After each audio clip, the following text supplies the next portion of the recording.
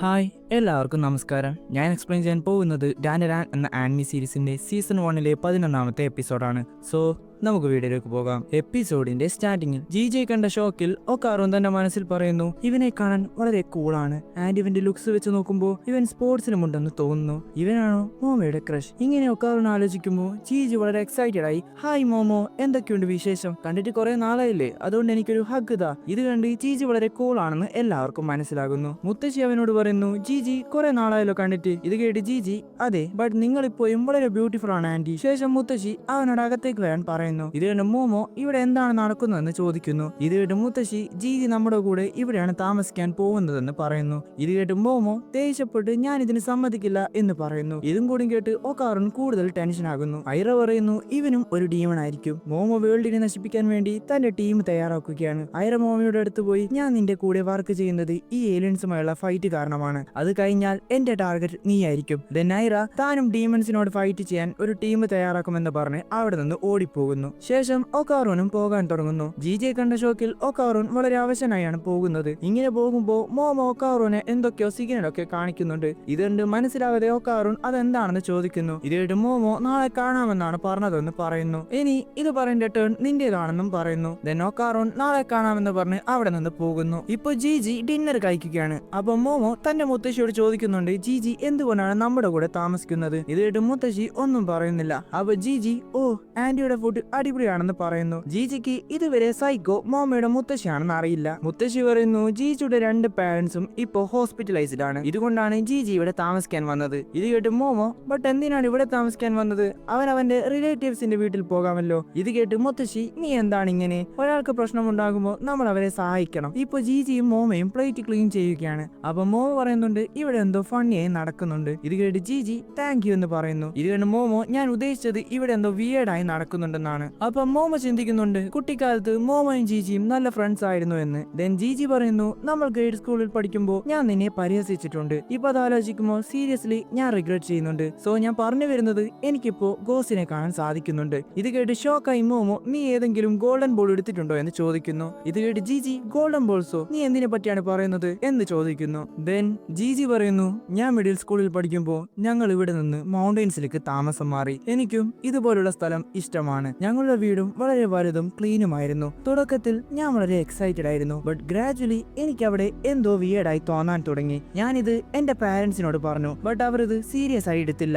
ഞാൻ എന്നെ തന്നെ കൺവിൻസ് ചെയ്തു ഞാൻ ഇതൊക്കെ ഇമാജിൻ ചെയ്യുകയാണെന്ന്. എല്ലാ ദിവസവും ഞാൻ അതിനെ കാണാത്തതുപോലെ ആക്ട് ചെയ്തു, ബട്ട് ഒരു ദിവസം അത് വളരെ ക്ലിയർ ആയിരുന്നു. അതെന്നോട് അതിനെ നോക്കാൻ പറയുന്നു. അതെന്റെ തൊട്ട് മുമ്പിൽ വന്നു നിന്നു. അന്ന് തൊട്ട് ഞാൻ ആ ഗോസിനെ കാണുന്നുണ്ട്. ഇതിനുശേഷമാണ് എന്റെ പാരന്റ്സിന് ഹെൽത്ത് ഇഷ്യൂ വന്നത്. സോ ഞാൻ കുറച്ച് ഫേമസ് ആയ സ്പിരിറ്റ് മീഡിയംസിന്റെ സഹായം തേടി. ബട്ട് ഇതിനുശേഷം 5 പേരിൽ 3 പേരും സൂയിസൈഡ് ചെയ്തു. ഇതിനുശേഷം ഞാൻ കുറെ പേരുടെ സഹായം തേടി, ബട്ട് അവർക്ക് ആർക്കും ഈ ഗോസിനെ ഇല്ലാതാക്കാൻ സാധിക്കില്ല. അവർ എനിക്ക് എന്റെ ലാസ്റ്റ് ഹോപ്പായി റെക്കമെൻഡ് ചെയ്തത് നിന്റെ ആന്റിയെയാണ്. ഇവിടെ നമ്മുടെ മുത്തശ്ശി ടെർബോർഗാനിയോടൊപ്പം TV ഷോ കണ്ട് ചിരിക്കുന്നു. ഇത് കേട്ട് മോമോക്ക് കാര്യങ്ങളൊക്കെ മനസ്സിലാവുന്നു. മോമോ പറയുന്നു, ജിജി നീ ഇവിടെ വന്നതാണ് ശരി. ഇത് കേട്ട് ജിജി മോമയോട് വീണ്ടും ക്ഷമ ചോദിക്കുന്നു. ഇത് കേട്ട് മോമോ, നീ എന്നോട് എന്തിനാണ് ക്ഷമ ചോദിക്കുന്നത്? ഇത് കേട്ട് ജിജി, ഞാൻ നിന്നെ കുട്ടിക്കാലത്ത് ഒരുപാട് പരിഹസിച്ചിട്ടുണ്ട്. ഇപ്പൊ ഞാൻ നിന്നെ ഒരു ഡേഞ്ചർ ആയ കാര്യത്തിൽ ഇൻവോൾവ് ചെയ്യാൻ പോവുകയാണ്. ഇത് കേട്ട് മോമോ, നീ പേടിക്കണ്ട, എന്റെ മുത്തശ്ശി വളരെ സ്ട്രോങ് ആണ്. അവർ ഉറപ്പായും ആ ഈവിൽ സ്പിരിറ്റിനെ ഇല്ലാതാക്കും. ഇത് കേട്ട് മുത്തശ്ശി,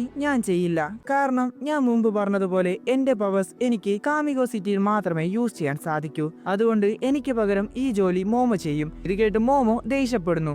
അപ്പൊ ജിജി, വെയിറ്റ്, നീ ഇപ്പോ ആന്റിയെ മുത്തശ്ശി എന്നാണ് വിളിച്ചത്? ദെൻ മുത്തശ്ശി പറയുന്നു, മുമ്പ് ഗോസിനെ കാണാൻ സാധിക്കാത്തവർക്ക് ഇപ്പൊ ഗോസിനെ കാണാൻ സാധിക്കുന്നുണ്ട്. സോ ഇതിനു പിന്നിൽ ആ ഗോൾഡൻ ബോൾ ഉണ്ടാകാൻ സാധ്യതയുണ്ട്. നീ ഈ റിക്വസ്റ്റ് സ്വീകരിച്ചാൽ ഞാൻ നിനക്ക് വേണ്ടത്ര യൂണിഫോം വാങ്ങിത്തരാം. സോ പോയി ആ വീട്ടിലെ ഈവിൽ സ്പിരിറ്റിനെ ഇല്ലാതെയാക്ക്. ഇവിടെ ജിജി മോമയുടെ സ്കൂളിൽ ചേരുന്നു. ജിജെ കണ്ടതും അവിടെയുള്ള ഗേൾസ് ഒക്കെ അവനെ തന്നെ നോക്കുന്നു. അപ്പൊ സാറ് പറയുന്നുണ്ട്, ജിജിയുടെ പാരന്റ്സ് ഇപ്പോൾ ഹോസ്പിറ്റലൈസ്ഡ് ആണ്. ഇത് കാരണം ജിജി വളരെ സാഡ് ആണ്. സോ നമ്മൾ അവനെ എന്തുണ്ടെങ്കിലും ഹെൽപ്പ് ചെയ്യണം. ഇങ്ങനെ സാറ് പറയുമ്പോൾ ഇവിടെ ജിജി വളരെ എക്സൈറ്റഡ് ആയി അവിടെയുള്ള ഗേൾസിന്റെ നമ്പർ ഒക്കെ വാങ്ങുന്നു. മോമയുടെ ഫ്രണ്ട്സിനും ജിജിയെ ഇഷ്ടമാകുന്നു.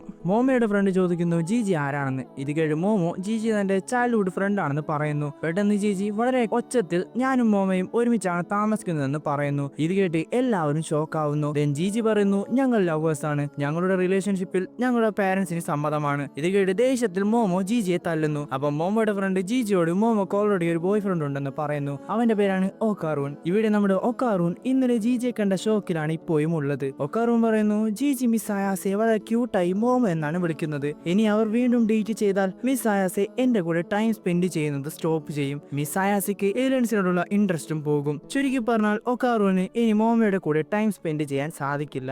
അവിടുന്ന് കട്ട് ചെയ്ത ഇപ്പൊ നമ്മുടെ ഒക്കാറൂൺ വീണ്ടും വർക്കൗട്ട് ചെയ്യുകയാണ്. അപ്പൊ അവിടെ മോമോ വരുന്നു. മോമോയെ കണ്ടതും ഒക്കാറൂൺ ടെൻഷനായി താഴെ വീകുന്നു. മോമോ പറയുന്നു താൻ ഇവിടെ ലഞ്ച് കഴിക്കാൻ വന്നതാണെന്ന്. ഇങ്ങനെയിരിക്കെ അവിടെ ജീജി വരുന്നു. ജീജി മോമോയുടെ ഫേവറേറ്റ് ഡ്രിങ്ക് കാണിക്കുന്നു. ഇത് കണ്ട് മോമോ ഹാപ്പി ആകുന്നു. ഇത് കണ്ട് ഒക്കാറൂൺ അവിടെ നിന്ന് പോകുമ്പോ ഒക്കാറൂൺ പറയുന്നുണ്ട്, എനിക്ക് മിസ് ആയാസെ അവന്റെ കൂടെ കാണാൻ സാധിക്കില്ല. ഞാൻ ഇനി മിസ് ആയാസയുടെ മുമ്പിൽ വരാതെ നോക്കാം. അതാണ് ഞങ്ങൾക്ക് രണ്ടുപേർക്കും നല്ലത്. ഇങ്ങനെ ഒക്കാറൂൺ പോകുമ്പോ അവിടെ വേഗത്തിൽ സയൻസ് ലാബിലെ പ്രതിമ അവന്റെ നേരെ വരുന്നു. ഇത് കണ്ട് പേടിച്ച് ഒക്കാറൂൺ മിസ് ആയാസെ എന്നെ രക്ഷിക്ക് എന്ന് പറഞ്ഞ് ഇങ്ങനെ ഓടുമ്പോ ആ പ്രതിമ ഒക്കാറൂനെ പാസ് ചെയ്ത് പോകുന്നു. എന്നിട്ട് പറയുന്നു, എന്നെ ആർക്കും സ്റ്റോപ്പ് ചെയ്യാൻ സാധിക്കില്ല. മോമോ അതിനെ തന്റെ പവർ യൂസ് ചെയ്ത് പിടിക്കാൻ റെഡിയായി നിൽക്കുന്നു. അപ്പൊ ജീജി വന്ന് മോമോയെ പിടിച്ചു മാറ്റുന്നു. ആ പ്രതിമ മോമോയെ കടന്നു പോകുന്നു. ഇങ്ങനെ പോകുമ്പോ മോമോ ഒരു ഗോൾഡൻ ബോൾ കാണുന്നു. മോമോ കരുതുന്നത് ഒക്കാറൂന്റെ ബോൾസ് ആ പ്രതിമയുടെ അടുത്താണെന്നാണ്. മോമോ പെട്ടെന്ന് തന്നെ അതിനെ തന്റെ പവർ യൂസ് ചെയ്ത് പിടിക്കുന്നു. അത് വളരെ സ്പീഡിൽ പോകുന്നത് കൊണ്ട് ആ പ്രതിമ മോമോയും അതിന്റെ കൂടെ കൊണ്ടുപോകുന്നു. ഇത് കണ്ട് ഒക്കാറൂൺ പെട്ടെന്ന് തന്നെ കേസായി മാറി അതിന്റെ അടുത്തെത്തുന്നു. ബട്ട് ആ പ്രതിമ നിർത്താതെ ഓടുന്നു. ഇങ്ങനെ പോകുമ്പോ മോമയെ ഒരു ബസ് ഇടിക്കാൻ പോകുന്നു. പെട്ടെന്ന് ഒക്കാറൂൺ അവിടെ നിന്ന് മോമയും ജീജിയെയും രക്ഷിക്കുന്നു. ഒക്കാറൂൺ രണ്ടുപേരെയും പുറകിൽ വെച്ച് ഓടുന്നു. ഇത് കണ്ട് ജീജി, ഈ ഡീമൺ ഞങ്ങളെ തട്ടിക്കൊണ്ടു പോവുകയാണ്, ആരെങ്കിലും ഞങ്ങളെ ഹെൽപ്പ് ചെയ്യ്. ഇത് കേട്ട് മോമോ പറയുന്നുണ്ട് ഒക്കാറൂൺ നമ്മുടെ സൈഡാണെന്ന്. ഇങ്ങനെ അവർ ആ പ്രതിമയെ പിടിക്കുന്നു. ബട്ട് ആ പ്രതിമ വിട്ടുകൊടുക്കാതെ ഒരു പോസിൽ പിടിക്കുന്നു. ഇങ്ങനെ ഇരിക്കെ ആ പ്രതിമ പെട്ടെന്ന് തകർന്നു പോകുന്നു. ഇത് കണ്ട് എല്ലാവരും ഷോക്കാവുന്നു. ഇങ്ങനെ ഇരിക്കെ ആ പൊട്ടിയ പീസൊക്കെ ഒന്നാകുന്നു. ദെൻ ആ പ്രതിമ അവിടെ നിന്ന് ഓടിപ്പോകുന്നു. ഇതിനുശേഷം അവർക്ക് ആ പ്രതിമ എവിടെയാണ് പോയതെന്ന് അറിയില്ല.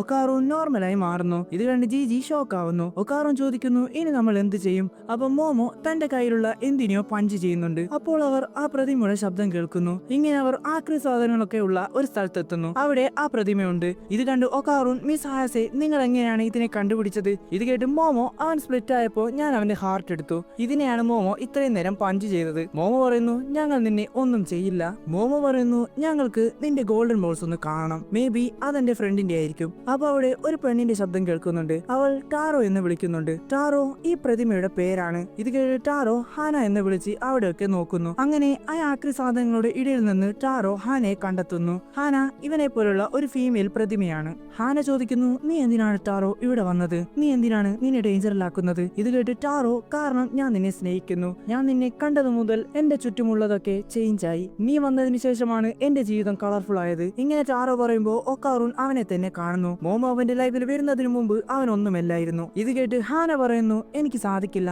കാരണം എന്റെ മാനുഫാക്ചറിംഗ് ഡേറ്റ് കഴിഞ്ഞു. നമ്മൾ രണ്ടുപേരും രണ്ട് വേൾഡിലാണ് ജീവിക്കുന്നത്. ഹാന പറയുന്നു, ടാറോ നീ തിരിച്ചു പോകണം, ഇല്ലെങ്കിൽ നിനക്കും എന്റെ ഗതിയായിരിക്കും. ഇത് കേട്ട് ടാറോ പറയുന്നു, ഞാൻ അതൊന്നും കെയർ ചെയ്യുന്നില്ല. ഞാൻ നിന്നെയാണ് സ്നേഹിച്ചത്. ഞാൻ നിന്നെ എന്ത് സംഭവിച്ചാലും വിട്ടുകൊടുക്കില്ല. ഞാനിപ്പോ എന്തെങ്കിലും ചെയ്തില്ലെങ്കിൽ ഞാൻ ജീവിതകാലം മുഴുവനും അതോർത്ത് വിഷമിക്കേണ്ടി വരും. ഇത് കേട്ട് മോട്ടിവേറ്റഡ് ആയി ഒക്കാറൂൺ മനസ്സിലാവുന്നു മോമയെ വിട്ടുകൊടുക്കാൻ ടൈം ആയിട്ടില്ലെന്ന്. ഇങ്ങനെ ഈ സീനോട് കൂടി ഈ എപ്പിസോഡ് അവസാനിക്കുന്നു. സോ വീഡിയോ ഇഷ്ടപ്പെട്ട സബ്സ്ക്രൈബ് ചെയ്യുക ആൻഡ് അടുത്ത എപ്പിസോഡ് കാണാം. ബൈ.